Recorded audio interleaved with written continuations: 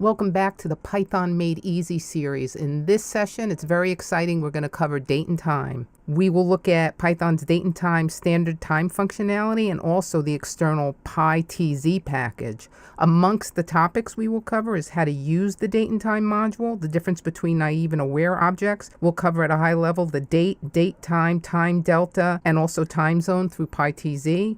We'll see how we can address various use cases through this very expansive functionality. Let's not waste another minute and dive in. So how do we work with date and time requirements through Python? Well, Python has a built-in date and time module which supplies classes for manipulating date and time. There are two types of date and time objects. Naive, these are things that cannot locate itself to other date and time objects. It ignores ultimate reality outside of its own. And then we have aware. These things know about things like time zone and daylight savings time. It can locate itself relative to other aware objects. It represents a specific moment in time that is not open to interpretation. There is also a very popular external library for time zone manipulation that we will also learn about through this module, and it's called pytz. Here are the various Python date time built-in methods. We have the date method. That gives us date only, month, day, and year. We have the time method. That's time independent of the day, so hour, minute, second, and even microsecond. Then we have date time. This is a combination of both time and date. Then we have time delta, a duration of time between two dates. And finally, we have tzinfo, time zone info, for dealing with time zones. We'll be using pytz to address this type of functionality. We want to talk about two datetime module constraints right off the bat. Datetime has two different attributes, one called min year and one called max year. So if you were to print them out, you would see that the earliest year allowed for this module is the year 1, and the latest allowed is the year 9999. Probably won't be a problem for most of our applications, I'm thinking. Okay, we're going to start off with the date method. This is a naive date object. That is, it does not know about time zones and can locate itself relative to other date time objects. Its attributes are year, month, and day. So we can look at this snippet of code on the left-hand side. We'll start with number 1. The first thing we have to do to make use of this method is to import it. So we import from datetime, import date. Now, number 2, we can use the today method to get today's date, and we assign that to a variable called today. Then for number 3, we take that variable today that we created and we can extract just the month by including the month attribute. So we do today.month. And then we can do the same for the year and the day. So we have today.year, today.day. And when we print it out, you see exactly how it looks. We're going to continue with the date method here, but we're kind of sneaking into the land of time delta. So number 1, well, the first thing, our objective is we want to get the difference between two dates here. So from date time, we import date. Then we create a variable d1 where we assign today's date as an argument. So date 2019, comma 1, comma 2. Then we create a second date. We use again the date method to assign the date of 2018 12/31. We then subtract our older date from a more current date, or we can just use the ABS method the way I have it printed here, and then it won't matter because it would negate the negative sign. Either way, it would just be the pure difference between two numbers. So the output gives us the total number of days between these two dates. Notice the object types D1 and D2 are of type datetime.date. Diff is of type datetime.delta. We'll be seeing a lot more examples of the time delta in the slides to come. Let's look at a slightly more involved example using this date method. Now again, this gets a little bit into the difference between two dates, so a little bit more on the time delta side, but I think it's a great example to work through. So we want to get the number of days until a specific event. And in this particular case, we're going to count down the days to a bonus. A financial bonus. Isn't that nice? We should all be in that position. So let's start with number 1. We import datetime from date as we always have. Number 2, we're going to use that today method again and assign it to variable today. We can print out today to verify. Then we go down to number 2. We create a variable that represents the date the bonus gets paid out, and we name it my_bonus. Number 4, now we use a conditional statement in the form of an if statement that determines if the date the bonus was paid is earlier than today. If that's the case, and assuming the bonus is paid out annually, we won't get it until next year. So in 5, if the date the bonus was paid is earlier than today, then we replace the year. Replace is another method that we can use. We replace the year in my bonus with next year's year. So today dot year plus 1. Very simply. Then in 6, we calculate the number of days between today and the day the bonus gets paid out by subtracting today from my bonus. Again, we can use the ABS method to negate any negative number as our output because we don't care in what direction the difference is. We just want the pure difference in days between the two dates. And you see the code output as it gets printed out for that last print line. Your bonus comes in 44 days. Winky smiley face. Okay, we're going to finish up with the date method by looking at just a few other things. So here we supply the string inside the date object. We name it timer. So for number 2, we use our timer variable with the date we just supplied to determine if the date is a weekday. So we use day equals timer.weekday. Monday is a 0 for a regular weekday method. So we say if day equals 0, print today is Monday, comma, and then the day number. So it outputs today is Monday with a 0, just like we expect. Now we'll look at the ISO weekday. We use timer variable with the date that we supplied to determine if the date is an ISO weekday. The only difference between the regular weekday and the ISO weekday is Monday is 0 for regular weekday and it's 1 for the ISO weekday. So weekday equals timer.is weekday. If timer.is weekday, print today is a weekday and weekday is a Monday. So we expect it to say today is a weekday and 1 is a Monday, and that's exactly what we see. The next few slides will be dedicated to the datetime module. So we have datetime.datetime. A datetime object is a single object containing all the information from a date object and a time object. Datetime assumes there are exactly 3,600 times 24 seconds in a day, right? 60 seconds in each minute times 60 minutes in each hour equals 360 times 24. So that's how they arrive at that. So datetime syntax, datetime.datetime, and we have year, month, day, hour, minute, second, microsecond, tzinfo, and fold. And in terms of what's mandatory there, year, month, and day are mandatory. So let's look at our example. We import datetime and we import date and datetime. So number 1, today returns the current local date time with tzinfo equal to none. Now is exactly like today if we have no TZ or time zone information specified, which is the case for us. So we have my birthday, and this is not, but date time 1999-5/8, and then we have a my birthday old date time 1939-5/18, with apologies to anybody who's born in 39. So our code output is 1999-05-18, and you see we have room here for, or we have provisions for the time. We didn't give any, so it just prints out all zeros, but it is there. Now look to the right of that code output, and you'll see the difference between date and date time. It will essentially be the same thing in our case because we didn't pass anything but the mandatory values, but there are no provisions with datetime.date for the time. It's the only difference there. We're going to stay with date time on this particular slide. So let's look at number 1. Timestamp equals datetime.timestamp, and we pass it my b-day from the previous example. So datetime.timestamp returns the POSIX timestamp. It corresponds to the datetime instance. The Unix epoch or Unix time or POSIX timestamp or Unix timestamp is the number of seconds that have elapsed since January 1st, 1970. Where 1 hour equals 3,600 seconds like we had on the previous slide. So we print timestamp.timestamp and we see what that number comes out to in green. Then for number 2, we have date_time equals datetime.from timestamp, and we pass it the timestamp that we just established, that variable above for number 1. So datetime.from timestamp returns the local date and time from the POSIX timestamp.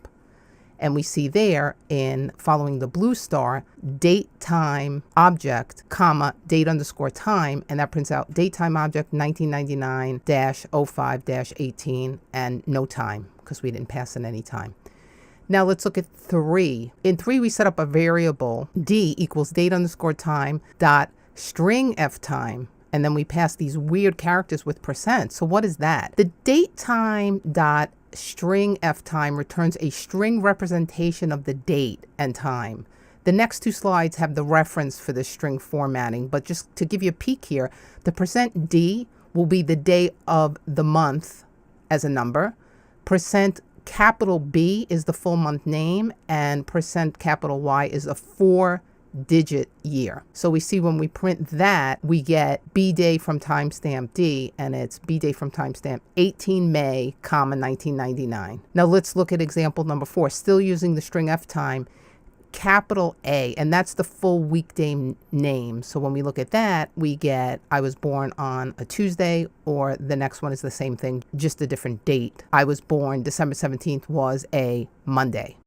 And as promised, these next 2 slides give you the string ftime, string formatting directives, and you could look at them here, copy them here, use it for reference, or you can go up to the Python Software Foundation site and look at the Datetime module, and it'll be there as well. Okay, and just a few more things here on Datetime. Let's look at number 1. So we have 2_day equals datetime.today. We're going to return the current UTC date and time. UTC is the time standard commonly used across the world. So UTC equals today, or 2_day.utc now. And you see that prints out 2019-01-02 and the time. Then we'll return just the date from datetime. So we'll do 2_day.date, and it returns just the date. We can return just the time. It does that for number 3. Number 4, we can return the ISO calendar tuple of year, week, number, and weekday. And you see number 4, how that returns. 2019 is the year, 1 is the week number, and 3 is the weekday number, right? We talked about that before, the ISO weekday, and that starts on 1, so that would be a Monday, Tuesday, Wednesday. Then we return a string representing the date and the time in ISO 8601 format. So 2_day.iso format for number 5. And now we're going to go into time delta. So datetime.timedelta. A time delta object, as you might remember, represents a duration, the difference between 2 dates or times. So let's look at number 1 here. So we have our import statement. We import time delta and date time. We print time delta, and then in parens, we feed it the argument days equals 365 as a keyword argument. So now let's look at number 3. We calculate what date is 30 days from now. So we print 30 days from now will be plus, we convert to a string, datetime.now plus time delta days equals 30.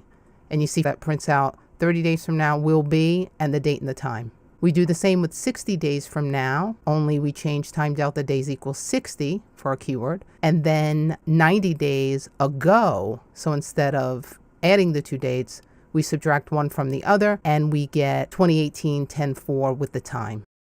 Let's look at a few other fun examples here with time delta. How many days ago was Halloween? So number 1, here we use our date.today method to get today's date, like we've done so many times before. Then we have a variable HW, the date method to establish the date for last Halloween. Then in our print statement, we subtract HW, our Halloween date, from today, and we use some string formatting there. And we see that that prints out Halloween was 63 days ago. So now we jump down to number 5. We're passing the keyword argument of 365 days to our time delta method there. We call that year, our variable year. In 6, we're using the time delta dot total underscore seconds method. We convert 1 year into seconds, and we see what the output there is. And you can check that with a calculator. That's correct. For number 7, we want to see how many days are in 5 years. So we print out how many days in 5 years. We multiply 5 times year, and year again was our time delta, days equals 365. And then we use the attribute dot days to just get the days. We don't want the whole string. All we need is the days, so we can do that, and we see it's 825. Also correct if you want to check it by hand. Now we're going to get into the pytz module. So using pytz for time zone objects. So what is it? pytz is an external library. Everything else we've talked about so far is from Python's internal or standard library. This is an external library that you must install to use with Python that deals with time zones. And I give you a little snippet here from the pypy.org project where pytz lives. So it brings the Olsen TZ database into PyZone. This library allows accurate and cross-platform time zone calculations using Python 2.4 and later. Hopefully no one's still on 2.4. It also solves the issue of ambiguous times at the end of daylight savings time, which you can read more about in the Python library reference datetime.tzinfo. So this is actually recommended up in the Python documentation. So how to install pytz? I give you the link here, and there are multiple ways at this link to install it. For me on Mac, usually for any of these, I would do a pip install. That wasn't working for me. It was getting tripped up because I have it already installed in another IDE called Anaconda. So I just went up there and I accessed the download, and I show you the red finger pointing to it. And then I navigated to the command line and did a python setup.py install. Again, I was having all sorts of trouble with this. So for edification, in case you run into the same problem, which you probably won't, I give you the note at the bottom. I won't go into it. And there are a few things that I did, like changing my path statement and then seeding into it, or using Python 2 instead of Python 3. I didn't troubleshoot this down because I wanted to get this module out, and I know I can use it in Anaconda. But if you run into trouble, maybe some of these things will help you, but I won't anticipate that you would. This module was a lot of fun to use, so let's talk about some of the things that we can do over the next several slides. So we import from pytz, import time zone, and import pytz. So the first thing we did here, if you look at the code snippet, is getting the UTC time zone. We talked about UTC time earlier in the presentation. UTC equals pytz.utc. We'll use that. Then getting the time zone by name. So we established a variable est, pytz.timezone, and we passed that in quotes US/Eastern. This is a string of a time zone name from a predefined list of time zones. This is not just any string. And number 2 here, America/new_York is also a viable option here for time zone. Either way will work the same. So then we do getting date time of specified time zone. So print UTC time equals datetime.now, TZ equals UTC. And the other one is TZ equals EST. Right, so these are the two variables I set up. These two statements get fed the variables of the time zones we created above. TZ is an argument from the datetime.now method. TZ is an instance of the tzinfo subclass, which is an abstract base class that is passed to the constructors of datetime and time objects. So in number 4, we can create time zone aware, right? This is the first time we're dealing with aware objects as constructed. Datetime instances from given datetime instances using the localize function. So localize is another pytz method used to create datetime aware objects with an initial fixed user or coder supplied datetime value. So what do? Local_datetime equals EST. That's the variable that we created above, right, with the Eastern time zone, dot localize datetime.now. And then we print EST current time equals local_datetime dot. Here we go with the string ftime again with the string formatting that we passed there. And you see down here at the bottom, right here, EST current time equals 2019-01-01, 1749-29. And then EST, courtesy of that %Z, capital Z, and then in brackets, courtesy of the small z, this represents the time zone offset from the UTC. A second example here with different formatting. Look at the formatting here in this pink box. That would print out EST current time, TUE for Tuesday, comma 01 January 2019, and then the time again with our time zone offset from UTC time. Here's the same string ftime, string formatting directives that I showed you before. I just gave it to you here again. And here we're going to compare time zones using pytz. We do our same imports, and then we have a string formatting variable, FMT, And for number 1, we compare time in UTC.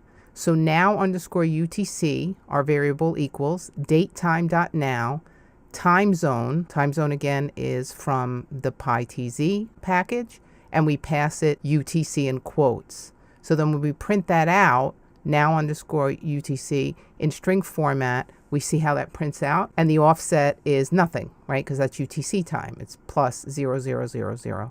Then we can convert to America Denver time zone, much like we did before with the Eastern time zone. Now underscore mountain, MT underscore US equals now underscore UTZ, and then we use AS time zone. So the date time AS or as time zone method is a method from Python's datetime module that we haven't seen before. It returns a datetime object with new tzinfo attribute tz, adjusting the date and time data so the result is the same UTC time as self, but in TZ's local time, in this case, America Denver or mountain time. In pytz, this is a way of converting an existing localized time. We do this here by passing it our time zone America Denver, for instance.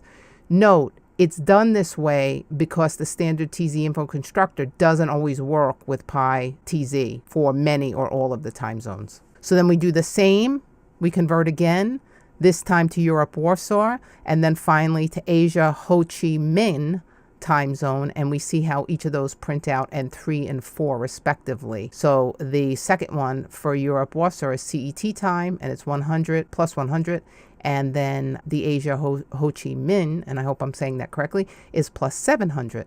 And I want you to pay close attention to something. Here when I converted to America Denver or mountain time, I passed it now underscore UTC, so our current UTC time. But when I converted to Europe, Warsaw, and Asia, Ho Chi Minh, I passed it the now mountain underscore US. You might say, what's the difference there? There really is no difference because we're always doing the conversion relative to UTC time. And you can try it for yourself, create your own variables and mix and match, but it will always come out to be the same offset relative to UTC.